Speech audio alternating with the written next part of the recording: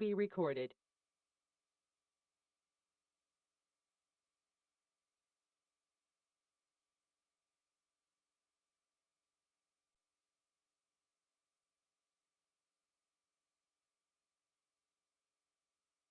Okay, we will call the order of the Haslet Type A EDC meeting for September 28th. We have a quorum present. Has there been anybody sign up for item number 2 for citizen comment? Okay, item number 3, items of community interest. October 4th, National Night Out at the Haslet Community Park from 6 to 8. The walk has been canceled due to the Haslet Parkway Road Schoolhouse Road construction project. That was on October 29th. Also on October 29th is the Haslet Volunteer Fire Department Haunted Hayride Fundraiser from 7 to 10.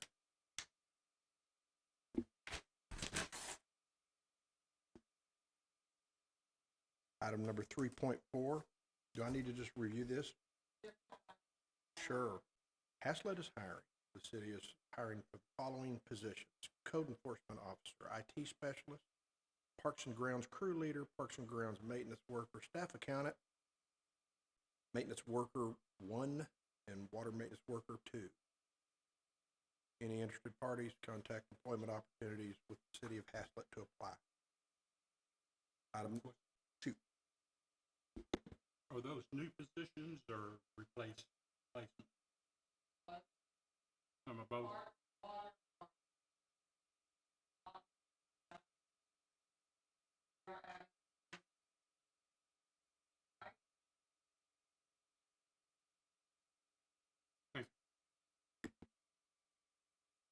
Any other questions? Item number 4, discuss, consider act to approve the minutes from the August 24th, 22 meeting.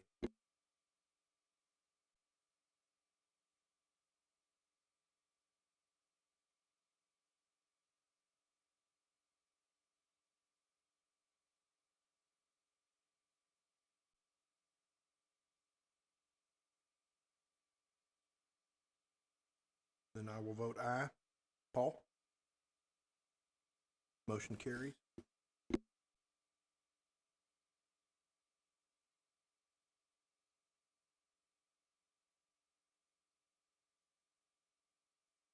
Item number 5, discuss and consider an act regarding the financial statements of August 22.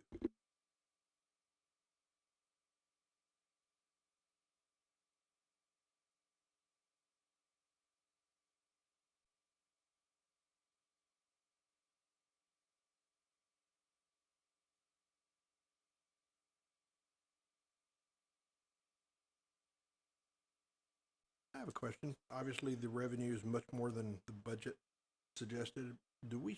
Is there any way to determine how much of that is from consumption versus construction? Is there any way to tell that?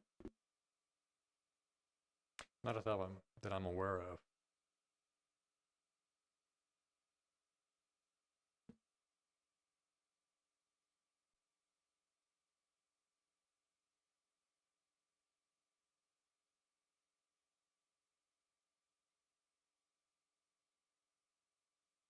My only question was because of sustainability.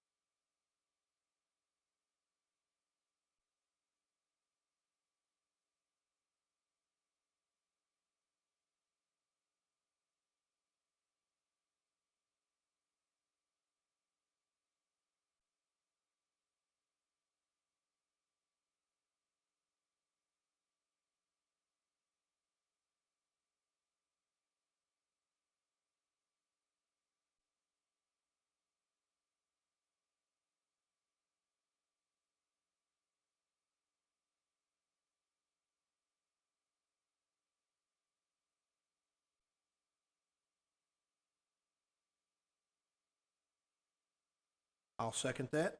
Bernard? Aye. Paul? Motion carried.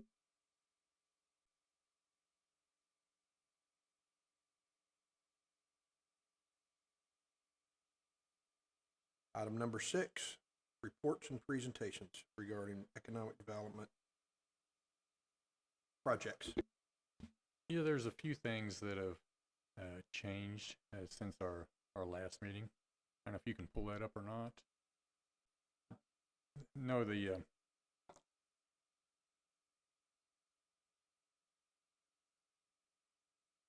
if we can read that in this bit, but the frontage, you know, it's interesting. You know, we meet with people and talk with them, and one of the things I'm going to share in the land use master plan, or I can share it now, is something I actually put together. Our concept.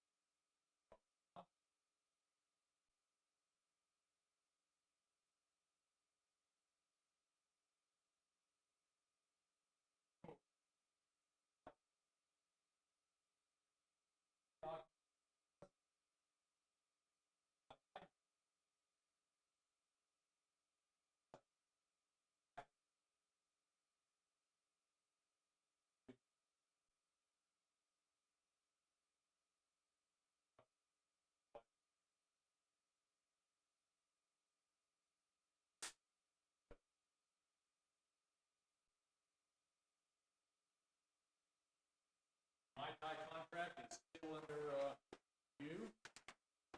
So that's where we're at on that. There's several things that have happened. There was the Dustin Trevino was looking pretty heavily at the site for his trailer barbecue, but he has decided not to pursue it at this time.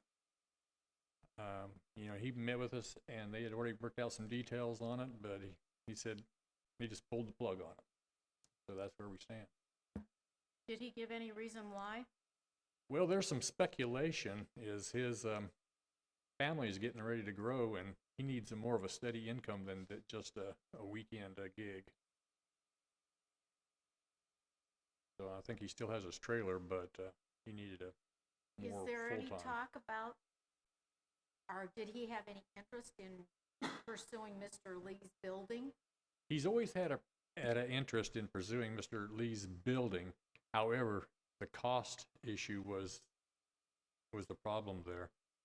It's my understanding Mr. Lee wanted around $300,000 for his little tract, but the building needs to be torn down. There's so many deficiencies in the building, plumbing, electrical, and HVAC, that it needs to be scraped clean. And so if he'd buy it, he'd have to demolish it. Yeah. And, you know, there's parking issues and all different kinds of things.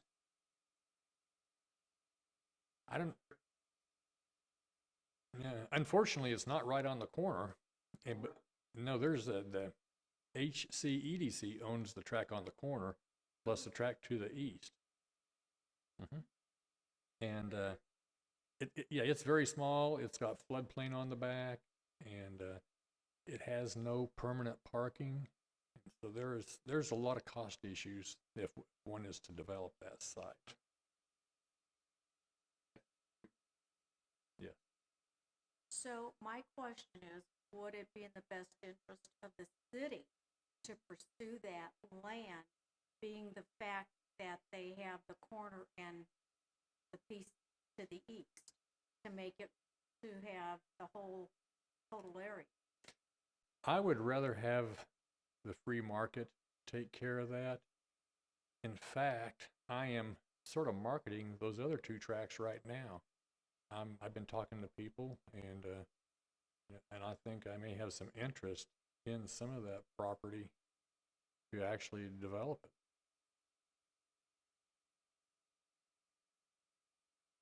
Well, it's really interesting, and we're going to get into this on the land use master plan, but you see how Schoolhouse Road, tees into Westport Parkway? We want that road to not be there as a thoroughfare.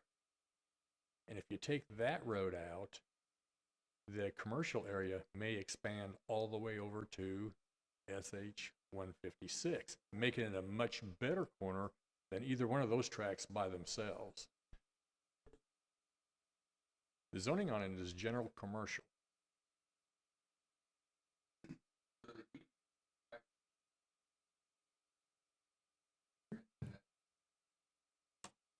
If you can look here, the HCEDC owns all this right here. But if you abandon this road and this railroad's been abandoned, if you can make this all one big commercial area, you have a much better long-range commercial development than you'll ever have the way it's situated. It's a horrible situation, that road, the way they work right now.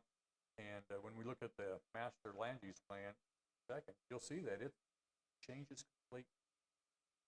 In fact, on the plan, I've actually shown a food court type thing on this just as a temporary basis, but this is empty.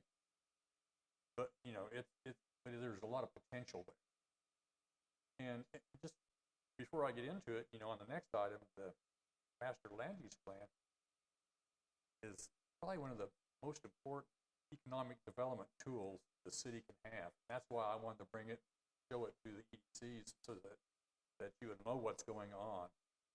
We've had a workshop with the city council, planning and zoning commission, and the public was invited. We actually had a meeting last night with the planning and zoning commission and presented it to them. They passed it on with recommendation of approval.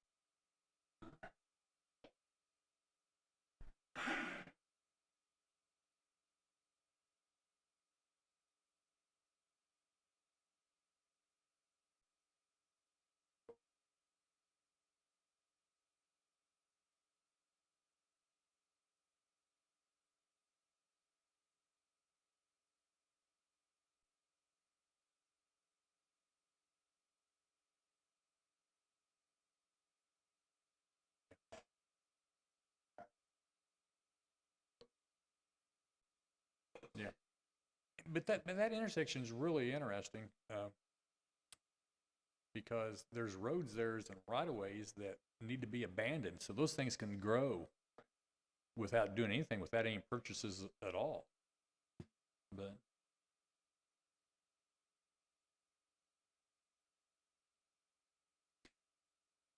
yes, it curves prior to the creek.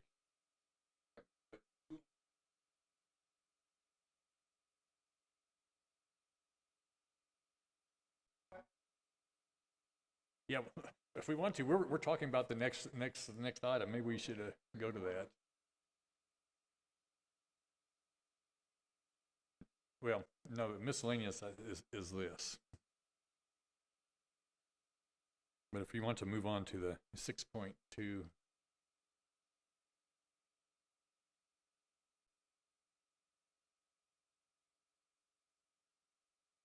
Yeah, like I mentioned, I wanted to show this to you as a group because it's so critical to the development of the city. And this first slide basically is to show people how it all fits together to formulate a comprehensive plan. You know, the master land use plan by itself is not a comprehensive plan, but it has a lot of other elements that need to be added to it. You know, they take into effect the, park plan, the trail plan, public facilities, zoning, the master water plan, sewer plan, thoroughfare plan. All together, all those documents formulate the comprehensive plan.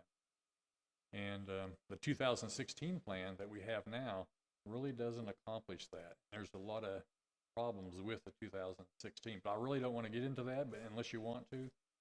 But from the comprehensive plan, you have some implementation tools, and that's the subdivision ordinance, the zoning ordinance, and the capital improvement plan, which the city really has control what utilities go into place, what roads, facilities, what expenditures the city makes.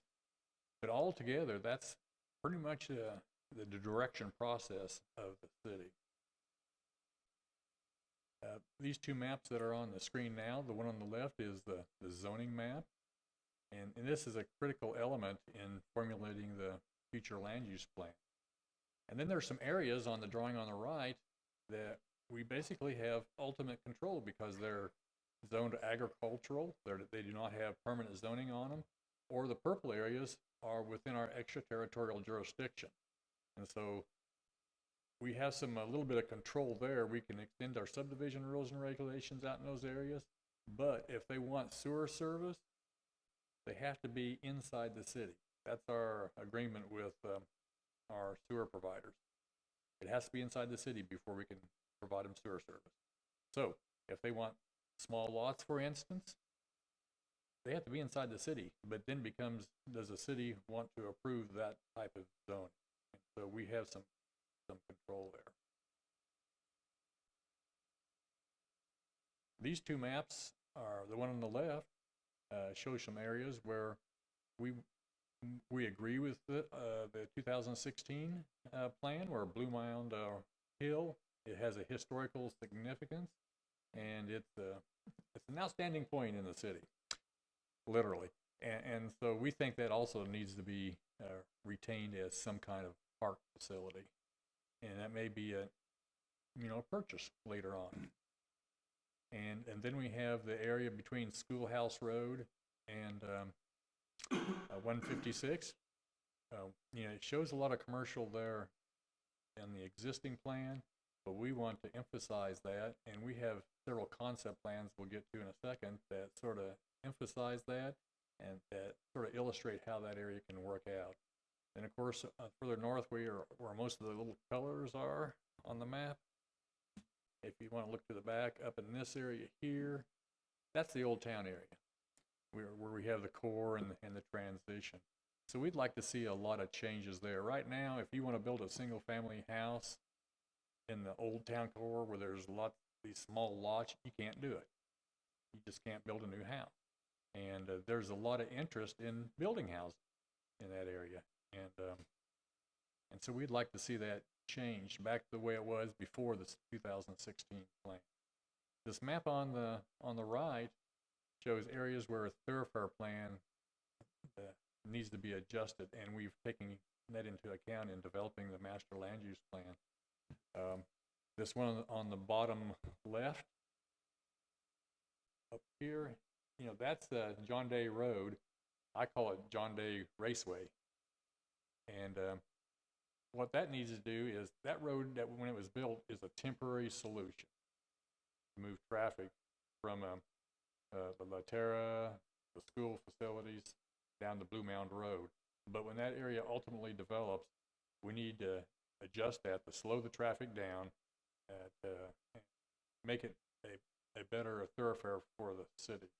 And so on the new master plan, we're showing that. Up on the far north area, this is just north of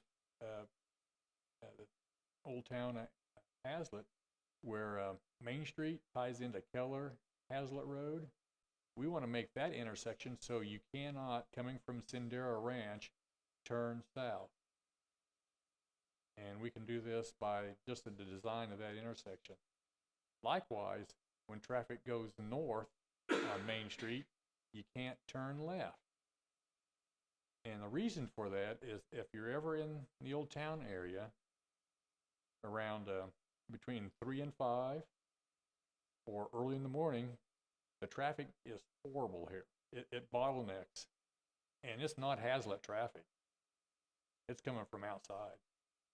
And so adjusting that intersection will take care of that. Additionally, another major change is Schoolhouse Road. Schoolhouse Road right now ties into Westport Parkway. We want to curve it in right before the bridge onto 156 and divert that traffic so you don't have that double intersection, right over here. I mean, it takes, a lot of times in the evening, 3 and 4 lights just to get across there from going, if you're going, for example, when I'm coming here for a meeting, I need to plan about 20 extra minutes just to get across that intersection, to get to the next intersection. It's problematic. We think we can solve that. Over here on the far side, on the east side of town, we have where Harmon Road comes into Westport. It's a dead-end thoroughfare on the current thoroughfare plan. And if you ever drive down Harmon Road going north, you come into it on a curve on Westport. Westport Parkway is going downhill on a curve. The visibility is horrible, and it's a dead-end thoroughfare. What we're suggesting is this thoroughfare be placed over here, and what it does, it connects with Heritage Parkway to the north of Westport Parkway, but it also does something else from a commercial development. Commercial developments like circular traffic. They like to be able to do this kind of motion on a road. And so you have it there and down in this area. That actually facilitates retail development rather than not having that road. It's called, in most places call it a backer road. You have your major thoroughfare, which is I-35, but off of it a little ways, you have a backer road so you can travel and make these circular motions. And it really facilitates the retail development of those areas.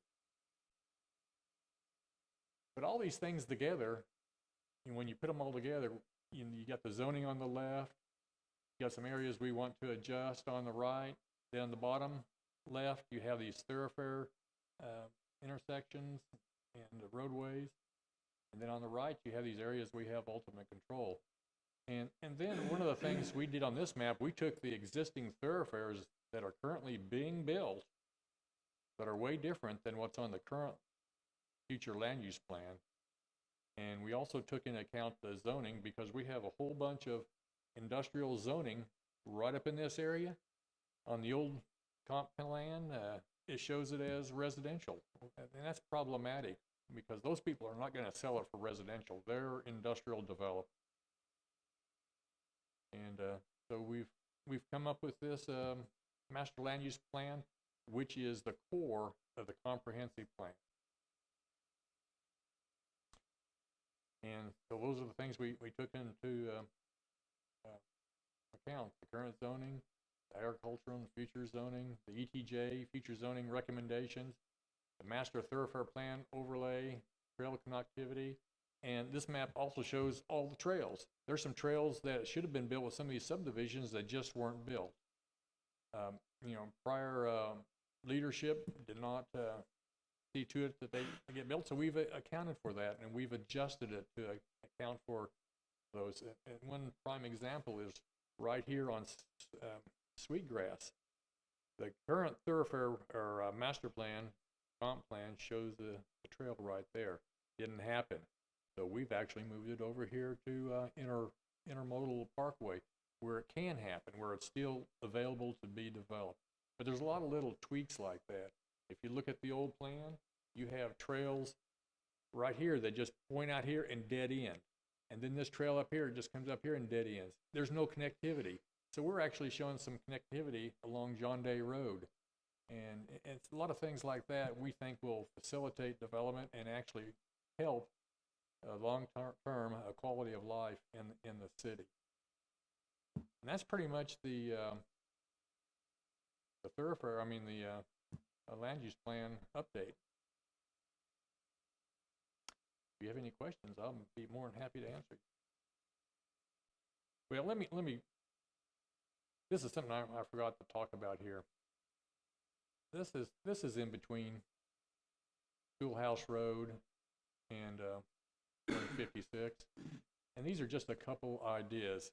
This particular drawing shows an inward type development because you have an overpass, you have limited access along 156. And I've got pictures over here if you want to see them of other places where this has happened.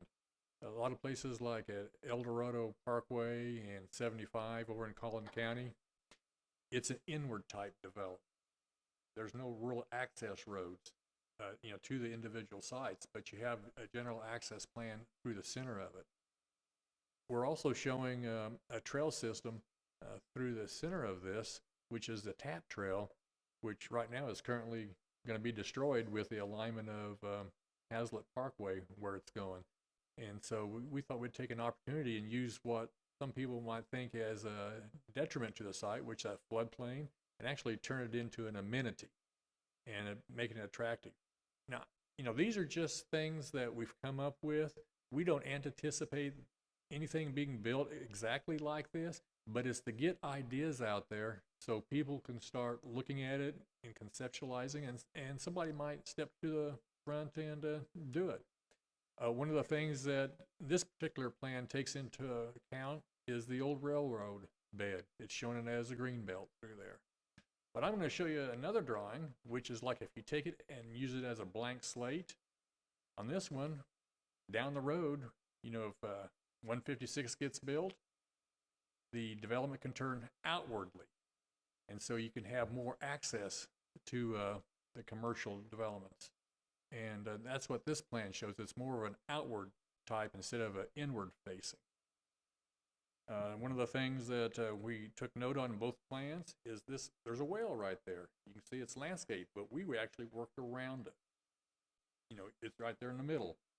But, you can work around those types of things and make it into a quality development with some landscaping and some screening. But this particular plan and the other one, you have those little lakes that go through there, which would be a great amenity to the community for fishing or whatever. But that green area that surrounds those lakes, not the blue area, but the green areas are in the flood plain.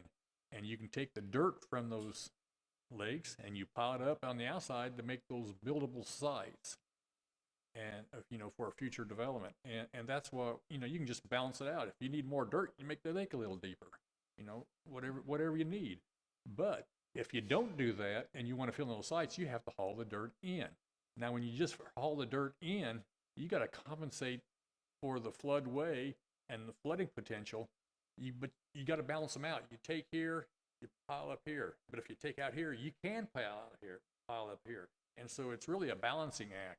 And that's what we've tried to do on these plans. Okay, yeah, we're showing commercial buildings in the flood plain, but you can use the dirt that's available right there on site if you think creatively with some pond systems and walk trails and make it more of quality of your life. What's that? They do not. It's under private ownership. I wish the Type B did, but there's a lot of different property owners right now. There are some residential houses that are actually right over here on Schoolhouse Road, and we're not suggesting for them to do anything. This is just a conceptual idea that, long term, there's high water. It's my understanding it sometimes get into those houses. And, through flooding, and it's only going to get worse as development occurs and more impervious services are put in. And sometimes people decide they want to sell their property, or they get old and want to go somewhere else, or their job changes. And so if they want to sell it to somebody, a developer, there's that opportunity. But what's that? It's got several different zonings on it. There's actually some single family, there's some institutional zoning, and there's some commercial zoning, there's some agricultural zoning. and there's some neighborhood retail. But what we're suggesting is perhaps that all area in the future needs to be zoned general commercial, and something like this done. We think this would make the city very vibrant. That's one of the things that the 2016 plan points out. They think Haslet can have a vibrant area.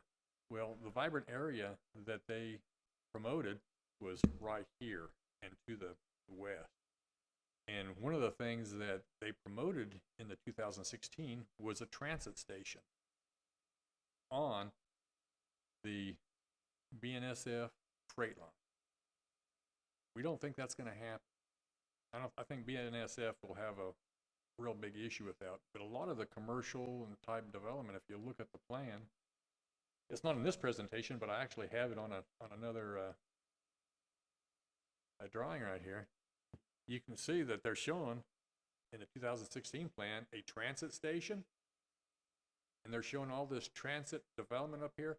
Well, if this is a transit development, most of the rest of the land needs to be parking. Yes.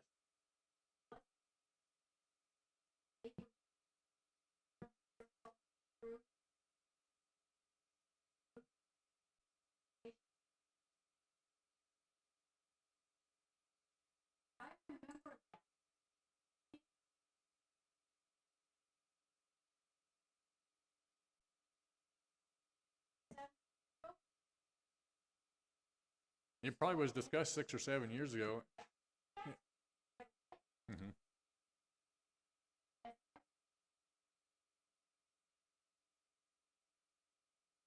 Well, if you look at that, the railroads around there, all those railroads around this area of the world are elevated up about 20 feet.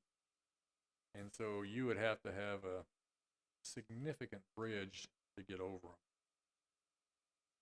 And I was looking at this trail that's shown right here on this 2016 plan. They're showing needing a bridge over there, pedestrian bridge. That's one of the highest places on the thing. But if you come down here at the lower where we've got on the plan, you can viaduct. You can just go right under there and build it practically. And so there's some little tweaks that 2016 plan just didn't take into account. One of them they didn't take into account was right over here that's shown as commercial area. Well, we're sitting right on top of that commercial area. I don't think City Hall and the library is going away soon. And but just the plan that was in place has not taken place. And between the mayor and I, we've talked to a lot of people who want to build houses in the downtown. And right now, it's on these small lots, problem. Yeah. Anyway, if you have any questions, I'd be more than happy to answer.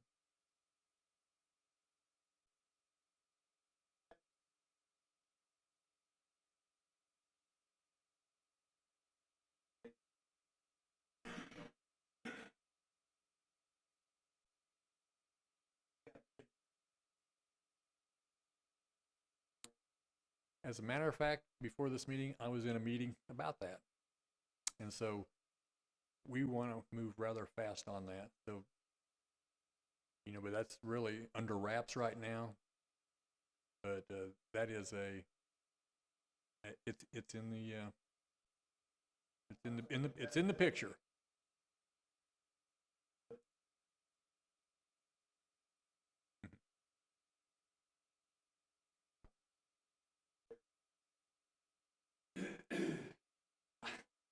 I was traveling up here yesterday, and it was 4 o'clock. When I came in on Westport Parkway, I turned on Harmon, and I went down Blue Mound Road because I wanted to see one of the vistas that we're supposed to have. The 2016 plan talks about it, and it's where Sweetgrass is. Well, when you go on that road now, there's residential paths. When those houses are built 20 or 30 foot up, there's no visibility there anymore. It's gone. And but anyway, I went down to the intersection of 156 Blue Mound Road. After 3 lights, I turned right, came down 156. The traffic was backed up. clear out here to Westport Parkway yesterday. And, but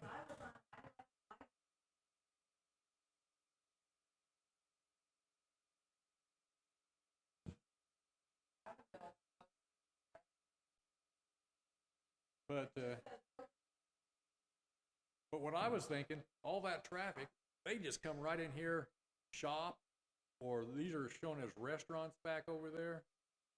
Why not? Got the traffic.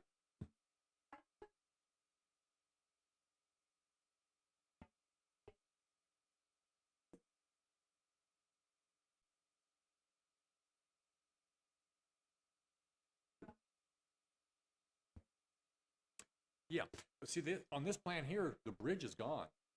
If you look at this version here, like a clean slate, the right of ways are much narrower, and that's because the road is at ground level, as opposed to this one. You see those wide right of ways? That's because you have this big embankment. But the second one is like, hey, the road's being built. It's in the near future. I mean, it's a couple years away. Those right of ways can be squeezed down and direct access on, because you don't have this.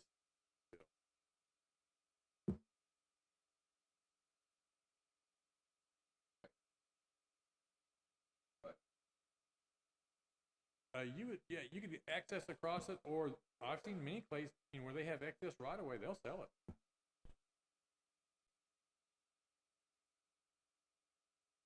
Over in Anna, there was a lot of frontage along 75 that they didn't need anymore, so they sold it to the people next to it.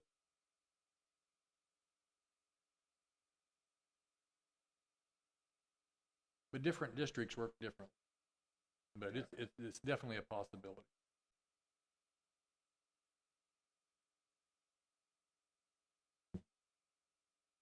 That's all I have, unless you have more questions. And if you want bigger drawing, I got full-size drawings over here of all three of the key maps if you want to look at them in more detail.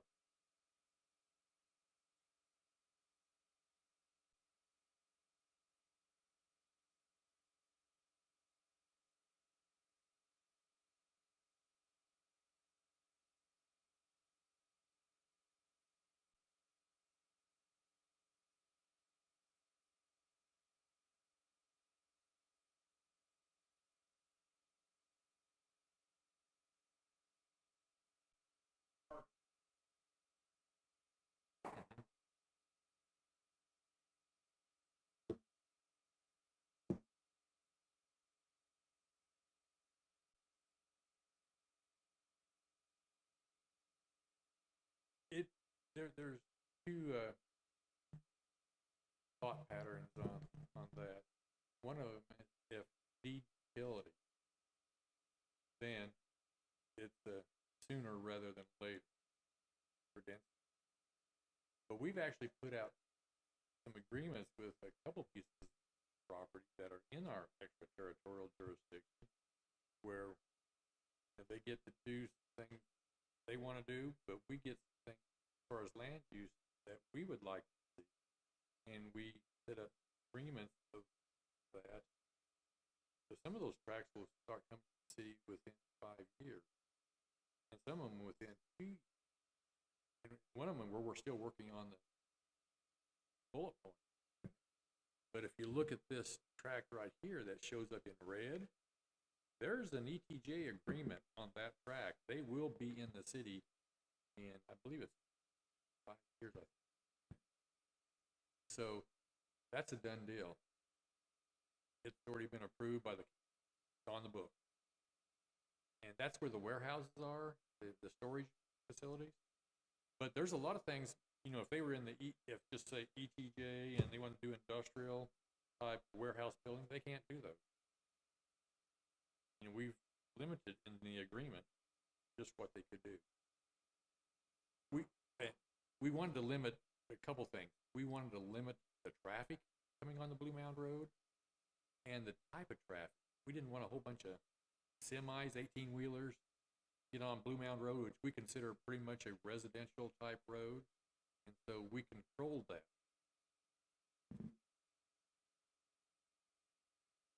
Oh, yeah, they still come, but to that site, when it develops and the future development, they can't build facilities for 18-wheelers to come. They can't build a big warehouse, in other words.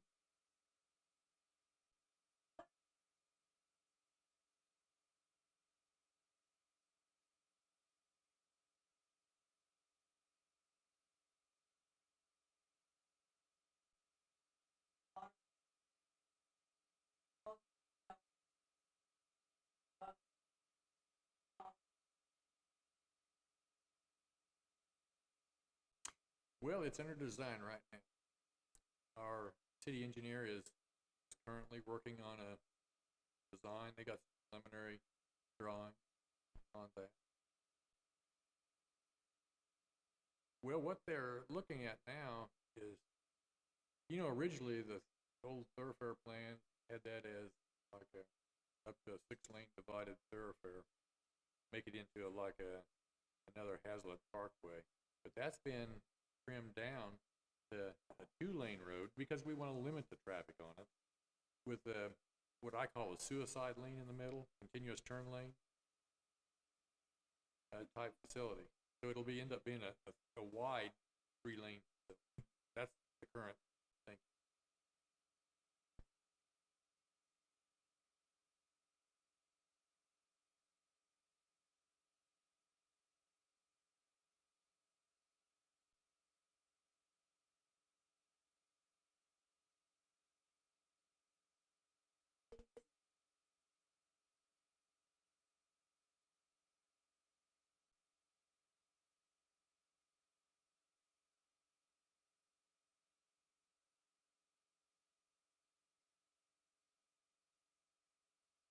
There's, yeah. Well, there's a lot of when you drive down Blue Mound Road, there's a lot of industrial type traffic here. We can't, for one thing, we cannot control land use extraterritorial jurisdiction. If it's there and if it has a current driveway, there's nothing we can do about it. The only thing we can work with them on is when they decide they want to build a building. When they want to build a building, they have to do what we call a development plat. They want to do a development plat, they come underneath our subdivision rules and regulations, and then we can say, okay, you're going to do this, you're going to do that. One of the things that we can really control them on is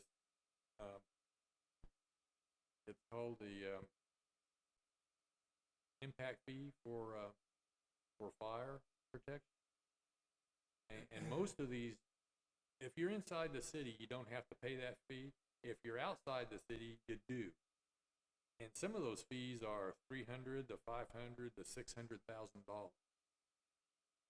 So if you don't mind paying those, you can stay in your situation.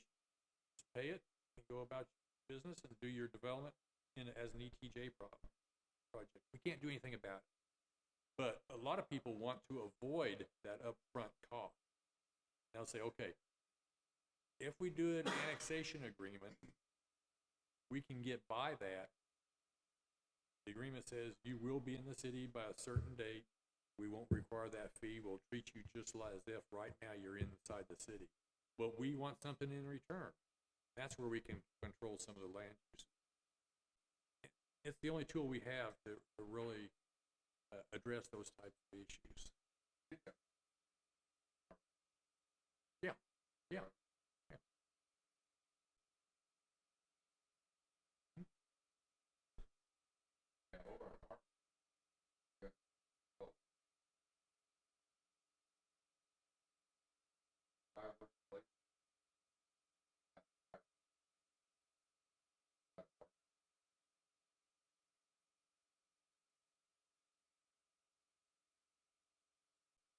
Yeah, it was Alamo. It was Alamo, I think is what you're talking about. That was before me, and I don't know what all the details were with that, but I know it sort of left heartburn on a lot of people.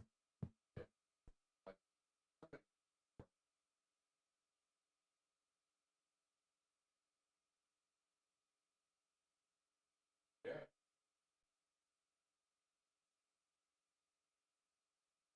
But we're trying to address those problems all the time, and believe me, there's a lot of those instances where some of them we've worked with for months and months, and they finally decided that they're just gonna belly up to the bar and pay the fees.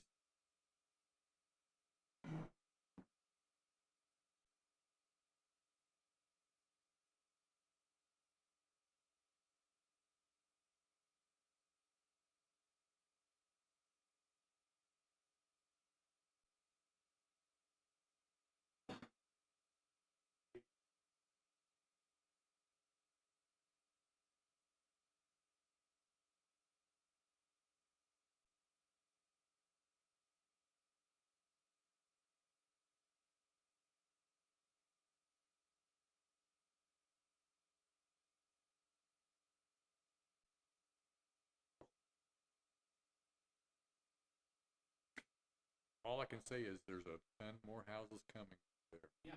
Tons. Let me rephrase that. There are thousands of houses being planned right now west of Monday.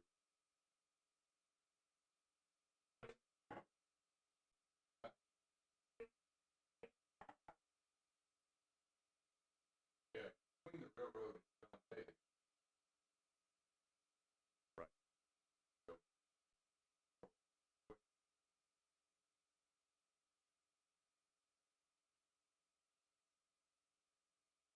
Yeah.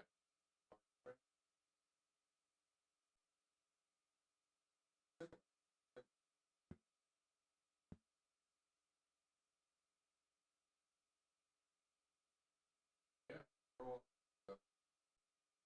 the problem is, we're throwing all these houses up, and all that traffic. Where's it going to go? Where's it trying to get to? It's trying to either get to 35 or 287. Most of us wanting to get to 35. So who suffers? We do.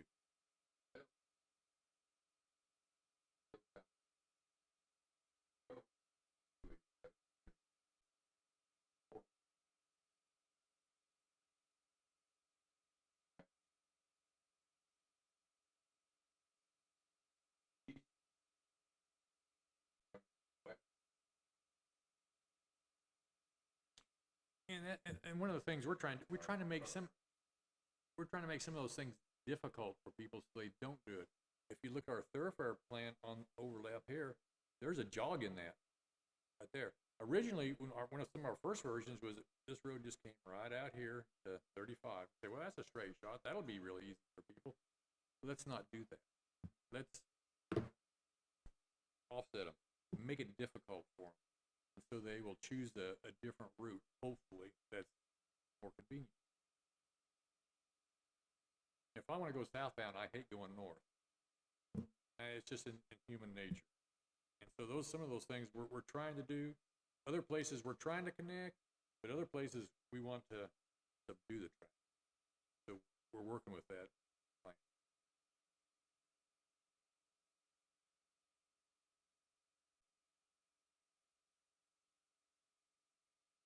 The only final comment I might want to make is, this plan, good today, 2 years from now, we probably need to look at it again as a lot of things change.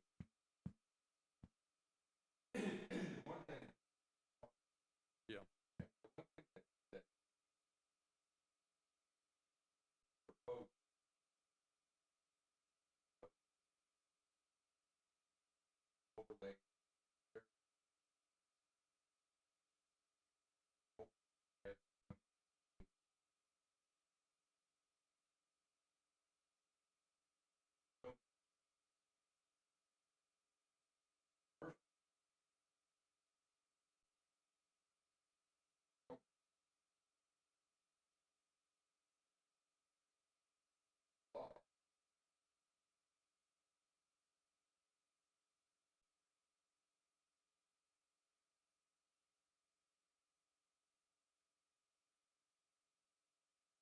Yeah, I threw this up just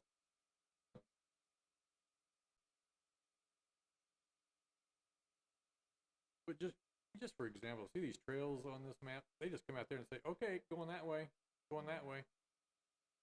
Trails ought to connect, so that's the reason why on the new plan, there's a connection up John Day Road. May not be the best, but it's a connection that if somebody wants to go walking, they can have a route. Instead of just, okay, where do I go now? Type thing. And the other one, I'll just show this while we're here, is all the conflicts with the existing thoroughfare plan. It doesn't match up with what's being built today. Yeah. And so,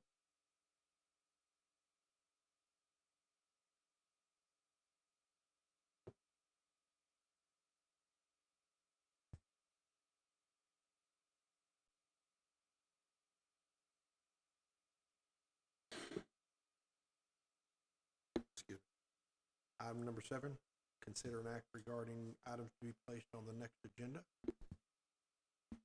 Okay, your next agenda will have the oaths of office for reappointed and newly appointed members and election of board officers. That'll be in the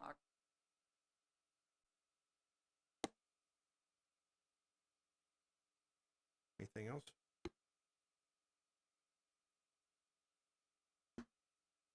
Item number 8, adjourn.